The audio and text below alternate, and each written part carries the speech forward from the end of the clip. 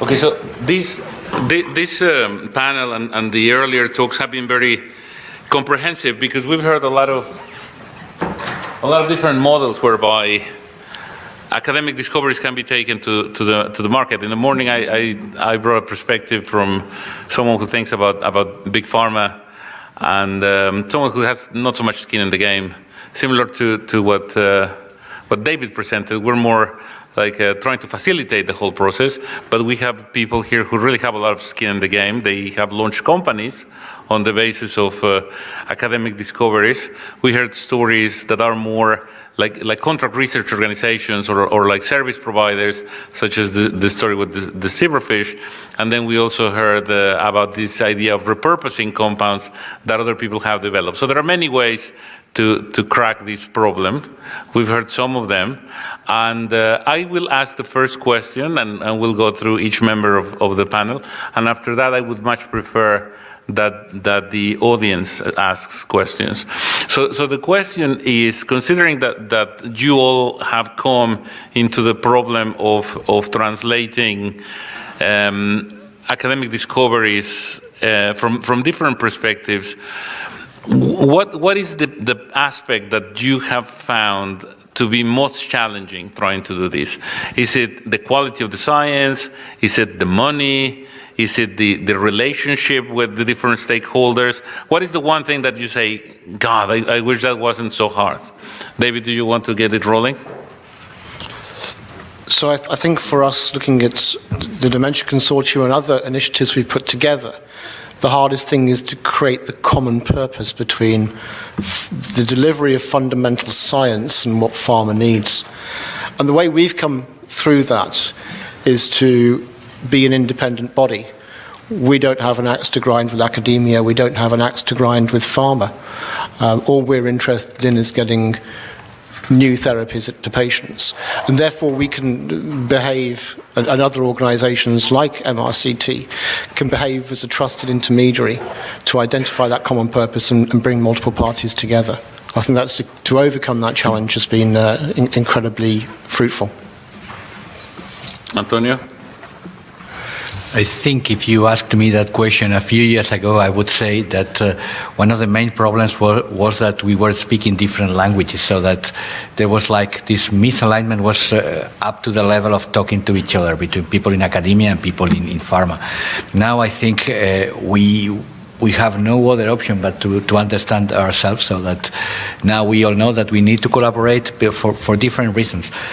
For one, so people in academia are needing more funding and are being pushed more to collaborate, and I think I showed that in one of my slides, that we need to do things in a different way. Now I think, and I explained it, or I tried to explain during the presentation, I think now the most challenging problem is probably this lack of mechanisms to cross this bridge, to cross this divide between the end of research in academia, which normally ends up in a paper, and the point where we would like it. But I think that's something that we already know, and in fact we've all been showing ways to try, so we are all working on ways to try to go over that divide. Yeah, the value of that. Thank you. Carlos, what's your take on this? Well, you have to turn the microphone on. Okay, now. Well, I was personally transitioning from being an academic researcher on my previous life to an entrepreneur and now to a company man. And there are a number of things that you need to understand and to understand quickly before you die.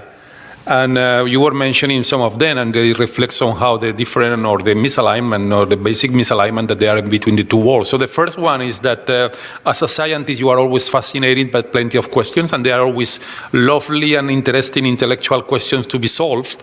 But still, I mean, when you are really struggling with a program, with a drug into a company, you need really to attach to the key points, to these 3-4 experiments that are going to be the ones you need to either to kill the project or either to move forward this project and to eventually find a partner.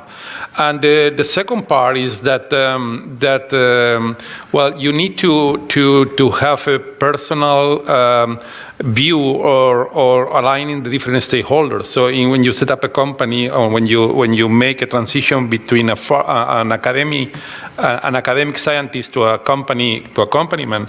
So you need to understand who are the stakeholders, which is the language that you need to talk, and basically how are you going to finance this company. And this is something that requires the vision to define the unmet medical need, the market proposition, the quality of science, and the capability to perform.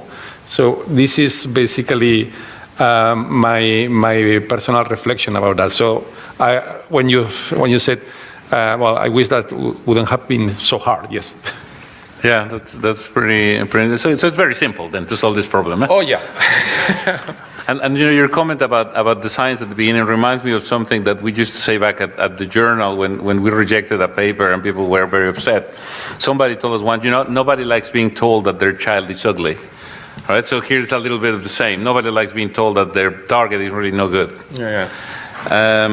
Okay, so Raúl, what's your take on this problem? Yes, my view on this science is great. You have seen this in the publications and in the patents, so I don't think there's a problem on science in Spain. Money is always a problem, yes, but it's not the main problem. Okay, with money you can do a lot of things, but you will not probably bring a product to the market that is not having an activity. I think the main problem is the process of transferring the knowledge from the university or from the academia to whatever company, SOM Biotech or Oryzon or whatever company, is willing to push this product to the market, because the product has to arrive to the patient, and the patient means the market, okay, according to the legislation. And in this process, I'm surprised that, for instance, at SOM Biotech we do only have 3 proposals of repurposing drugs from the academia, and sometimes they do not even come from the transfer office of that specific place. Okay, we have to look for them, or the investigator has some interest to show them to us. But this process of doing science, protecting it or not, depends. Okay, but transferring the process to an organism, let's say an organism, but not say a company that is willing to push the drug. Okay, this process sometimes is not well done, many times it's not well done, too much atomized, and it takes a lot of efforts to identify things that are really there on the desks, waiting for someone to take attention to them. That's interesting. So in a way, the problem is operational. The processes in place are not that efficient. That's pretty interesting. Ainhoa, what's your take on this? Okay, my short experience. I think we have to collaborate more.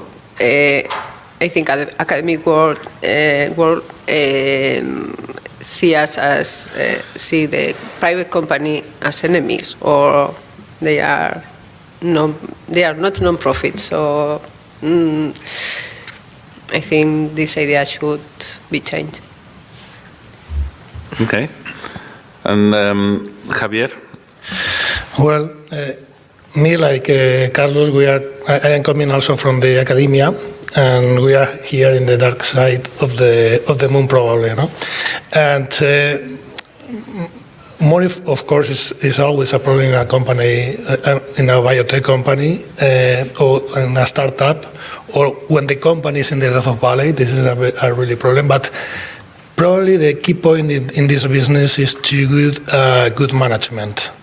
Good management. Good management to focus the problem that you have from the beginning of the company, and in the critical points where you have in a point of go no go, you need to get a good staff to manage the company.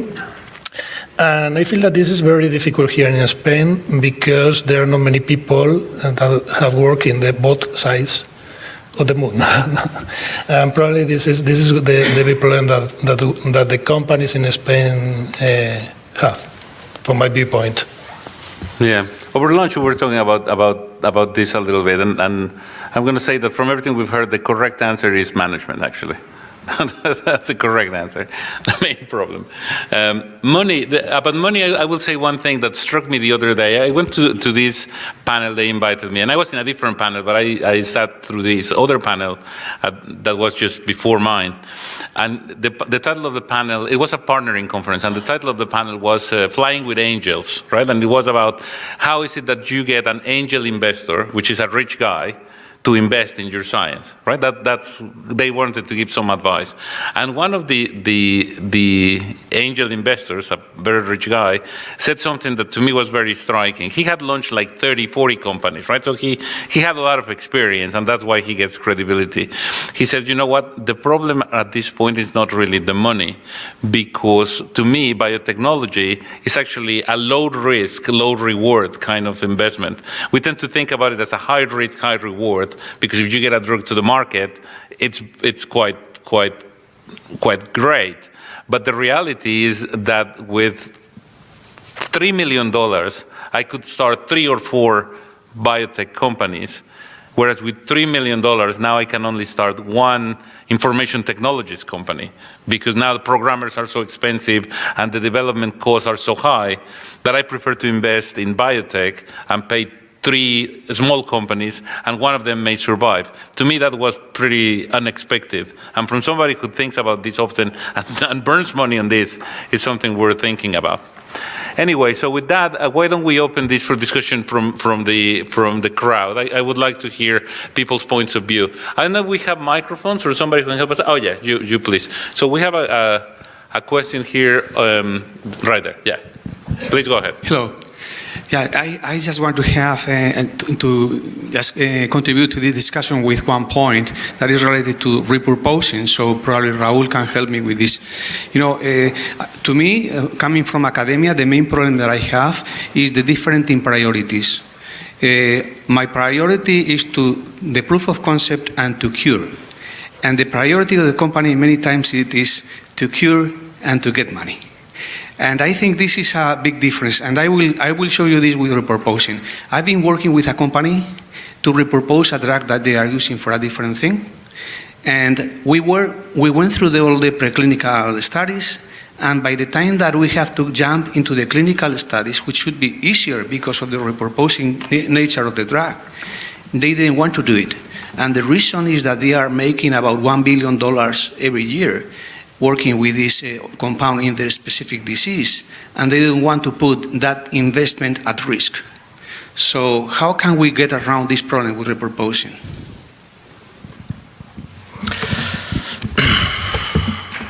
Well, I would probably say that it's a general problem of the pharmaceutical industry, but it's not a problem.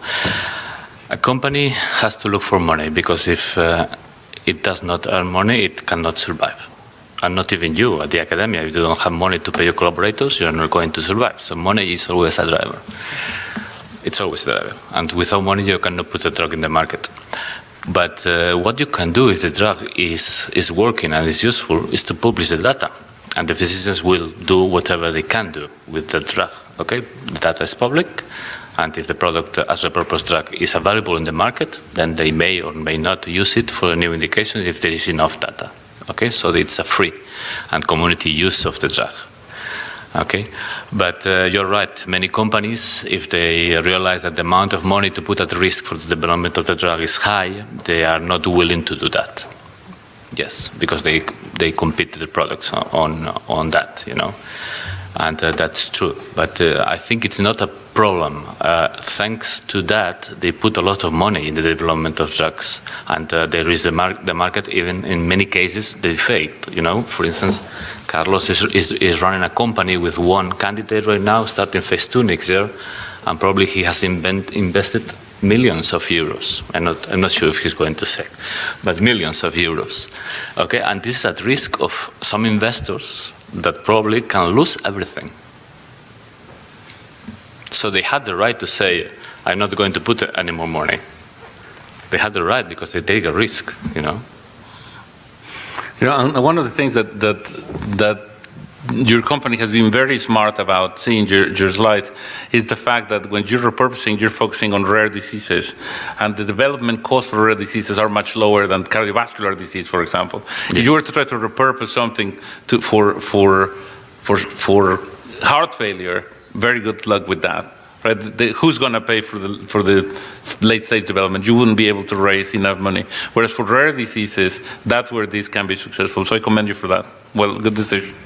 Good management, right there. Yeah, if I can add something to that, so I think. Yeah, so you add and then Javier. Yeah, Yeah, so what you saw in the past was that if a company owned an asset and then they were not interested in it because, well, you need to prioritize, as Raúl said, you have a certain amount of money and you have to prioritize, then it was dead. It wasn't going nowhere. But now I think everything is much more porous. So you are seeing, and well, we have internal examples where things that we were developing, they looked good, but at some point in time it was like, oh, okay, we are not going to continue with the development because it's not on our strategic interest. Well, we are looking for outsourcing that. So we are not going to develop, but this is nice. So is anybody interested in doing that? And you are seeing that more and more. Javier, your comment. Yes, the first thing that I want to ask to Antonio is that companies and academia can perform big science. Okay, we are in the differences of the world, but the companies that are here in this table, and a lot of companies in the world, need to do a very good science to put their products in the next step. This is the first thing. The second thing is that probably there is not only two parts. Maybe there are at least three players. One is the academia, the public institution. The other is the biotech companies that are very, very different to the pharma companies. I understand that the academia is working in a specific target and a specific molecule. And have enough resource to elucidate the mechanism of action and to perform preclinical studies. I understand that biotech companies are covering the gap between the academia and the big pharma because we understand both worlds. One, because many people that are in the biotech companies usually are coming from the university because we are in spin-off, we are a startup from the university. We understand this thinking about how science may be done, and we also understand that you need to perform several boring works to go to the next step that is the big pharma. Thank you. Any more questions from the audience? Surely there are some. Yeah, don't be shy. I mean, there's been good discussion. So while another question from the audience comes, let's go through another round of questions for each of you. So if you were to start over in this business, what would be the advice that you would give to a young person who's trying to commercialize their science? Where would you start? So let's start now from the end. Javier. The first thing is to start to think in commercialization. To what? To think in commercialization. To think in commercial terms. Yeah, this is the first thing that you must do when you're working in your lab. The thing that I'm doing in my lab, can I commercialize it to other people, to other labs, to other companies? This is a good question. This is the first question that I had when I started 11 years ago in the company that I work in now. Yeah, so you would ask to encourage people to really think like businessmen. Yeah, that's useful. I know, what would you recommend to people if they want to get into this, or you would say to people, don't do it? No, I think I will encourage people to do it. Okay. I totally agree to my colleague. And yeah, commercialization and be flexible. I don't know. You have to adapt to the times or to. Right. I think that's actually very, very important, to be flexible and to realize that this scientific project that you were doing, that you thought about as your baby, is not just your baby. It's other people are going to be involved in it. So flexibility is very important. Raúl, what would you recommend to people? Somebody who's beginning to get into this, to dabble in this world, or would you say to them, don't do it? Oh no, I would say do it, and don't worry if you fail, just do it again. One day you will not fail, but you will never know if it's far away or not. I would say talk and talk and talk to people. You know, What I've realized from the difference in the United States or Spain is that in the United States, many people talk with many people at the same time.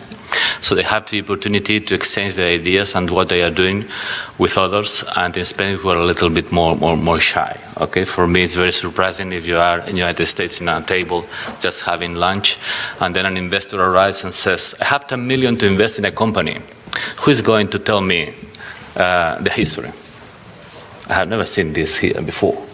Not even from investors, and of course never from a researcher that comes and says, "I have a drug to be repurposed in Alzheimer. Do you want to listen about it?" You have to look for it, to look for publications, for patents and things like that. So it's better to talk with people, to find through internet people and talk and repeat. You will fail many times, don't worry. Exit is very close to the last failing, but you never know where it is, of course. Yeah, so networking then is your one of your key pieces. If one were to summarize it, networking and develop a strong network. Good, thank you. Carlos, what would you advise the young people in the crowd? Well, I was having some discussions over lunch with a young lady here about that. The first thing is that the demographics of science in any country basically reflects that nobody, I mean, not everybody can basically get a tenure. So most of you young researchers, sooner or later, will have to face the fact that you need to go to the industry. So this is one thing. The second thing is that to create a company or to participate in a startup is probably the more erotic thing that you can do as an entrepreneur. When you have the really dark days, you have some of them as well. I mean, you can always find people that cheers you up a bit. I remember always a very important company, man in Barcelona. One of those days that I was a bit down, and he told me this. I mean, this is the more funny thing that you can do with your clothes on. So, and I think that is still true. It still holds true. I mean, so going to practical things. I mean, to run a company, you need to understand that it's like a Rubik cube. So if you focus too much on science, you are going to fail. If you focus too much on money, you are going to fail. If you focus too much on networking, you are going to fail. So you need to have the right combination of all these skills. And what you need probably is to have the right team from the beginning. One of the things that we did at Oryzon from day one, and I think it was probably by accident, but it was a big success, was that we were having a very strong financial department, a very strong financial chief officer from day one. And this guy was absolutely obsessed from day one that we should get every day more money. And at the same time, Tamara and myself, that we were the scientists of the company, we were busy doing the science and trying to develop the skills of the company. So yeah, you need to be aware that at the end of the day, the history is only written by the survivors. So you better survive. And to survive, you have to be very flexible, as it has been said here. So yeah, I mean, I think that again, this is not an advice, but a set of them. But I don't have a single advice. Yeah, no, but that's very useful. And so the corollary of this is that doing this is not for the faint of heart. You really need to be tough. Antonio, what's your advice from the big pharma side? What's your perspective here? Well, I think I fully agree with what has been said. I would maybe add, well, the unmet need or more the niche. So you have to think, you have to be sure that whatever you are developing has got a market. Let's say that there is a group of patients and that will fit into that group of patients. And yeah, it has already been mentioned that I think as an answer to the first question, that the decision points are very important, that something that is lacking is training. So I know it's difficult to get training. It's not like there is a fixed scheduled training for this, but this is something that most people that come from academia, typically the spin-outs, they come from academia, and they are venturing into a brave new world, and most of the times now they have to learn just by trial and error. And I think that some training, or where we, so I mean people from big pharma, need to be involved in telling what are the decision points and what are the real market needs, that would be really a very good point. Yeah, that's very profound. Sometimes the academic scientists and many people out there don't even know what they don't know, and that's problematic. David, what's your advice or your comment on this? That's exactly to the point I was going to make. You made a decision to work in an incredibly challenging field that is littered with failure. I think to have a realistic understanding of what you can and what you can't do. When you start to run out of your own capabilities, look to those who can help you, and that's where the networking comes in, and the ability to be flexible. So everything that's been said is absolutely true, that's been said at this table today. Know your limitations and know when to shout for help, know when to go and get that training and go and partner with somebody. Thank you. If I can add my own piece of advice, I was saying this over lunch to some people. It's what they tell you from day one in any management school. Never be afraid to surround yourself with people who are smarter than you. Right? And academics are not very good at that. Jose, you have a question.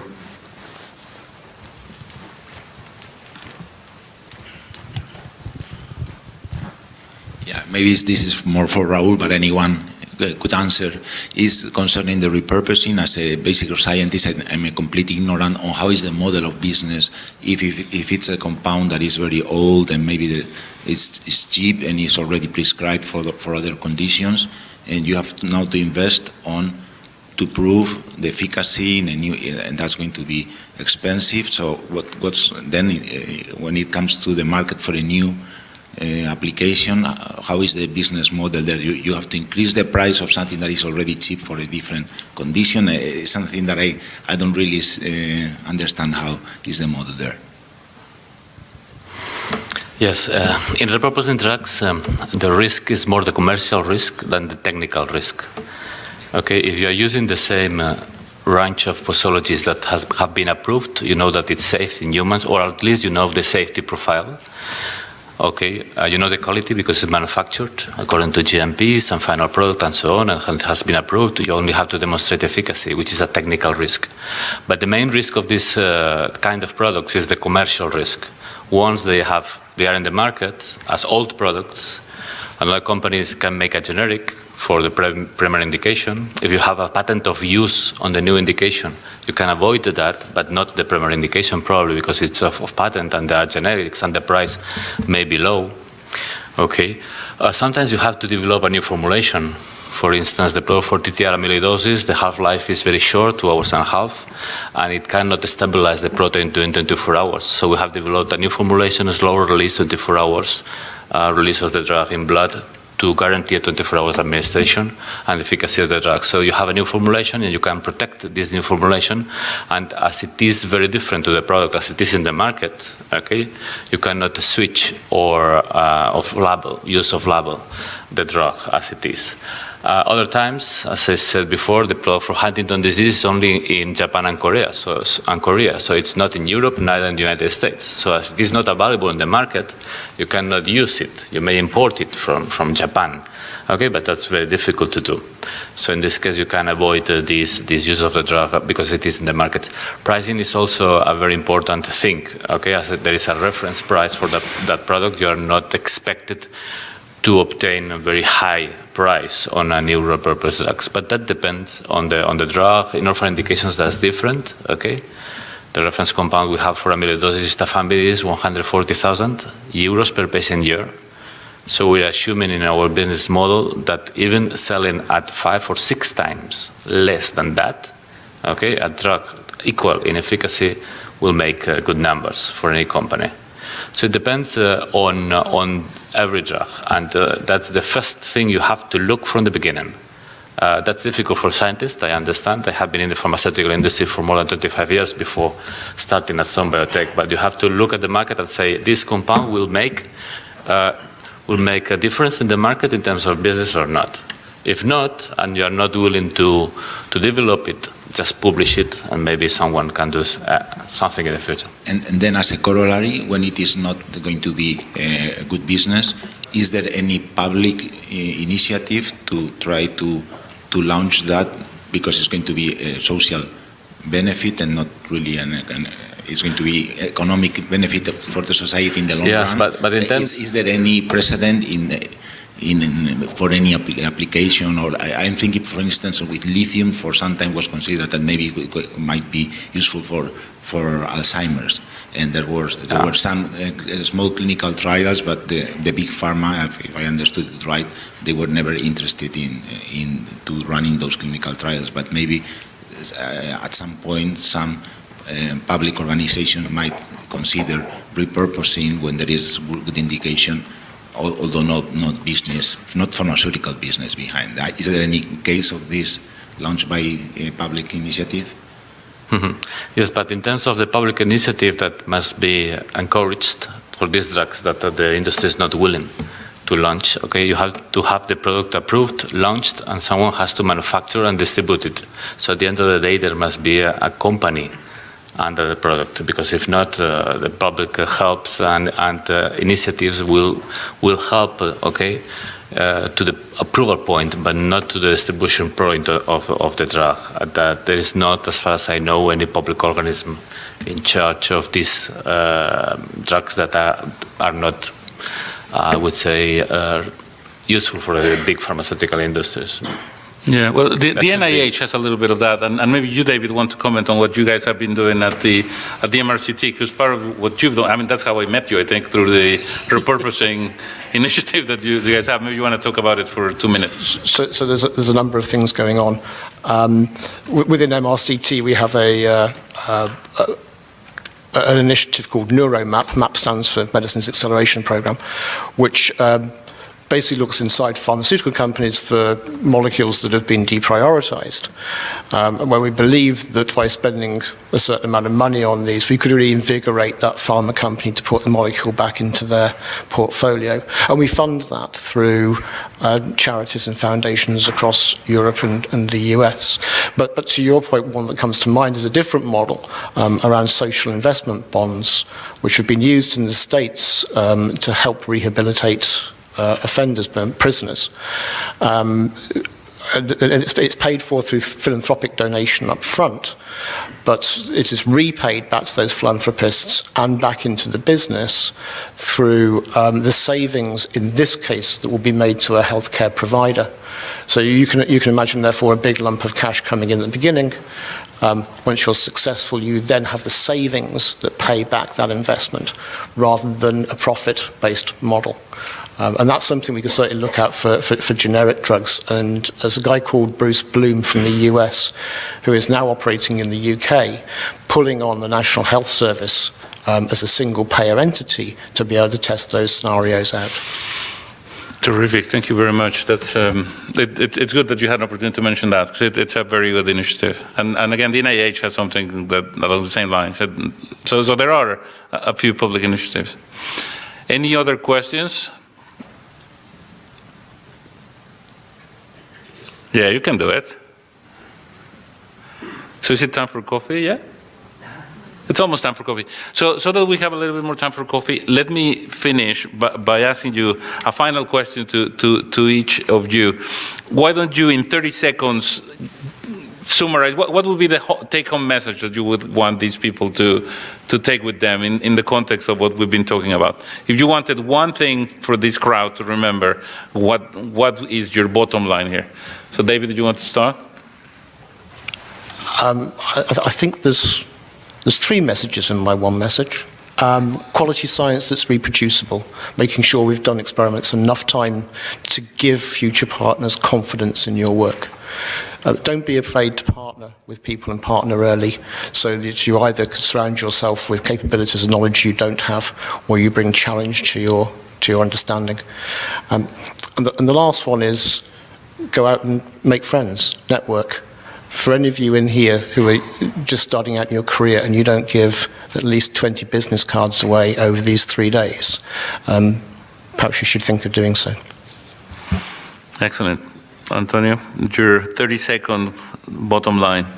Yeah, I think for me the message is, well, for the people in academia, don't be afraid of us in pharma. For the people in pharma, don't be afraid from you in academia. So I think, one, we are forced to work together. We need to. I said that before. And so it's not only that we are forced, but that we have to. So let's work together and try to think on mechanisms to try to bring things forward. And it's not saying that all the research that has to be done in academia has to be done for application. On the contrary, that's the opposite. Most of it, or part of it at least, has to be done on basic science. We need it. But the part of the science that you are producing that can be transferred, don't be afraid to work.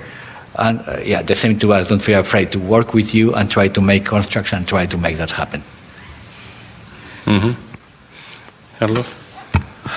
Okay, again for the young ones. Yes, to tell you, to emphasize that yes, it is possible to create biotech companies in Spain. Yes, it is possible to make them growth. Yes, it is possible that these biotechs made big deals with big pharmas.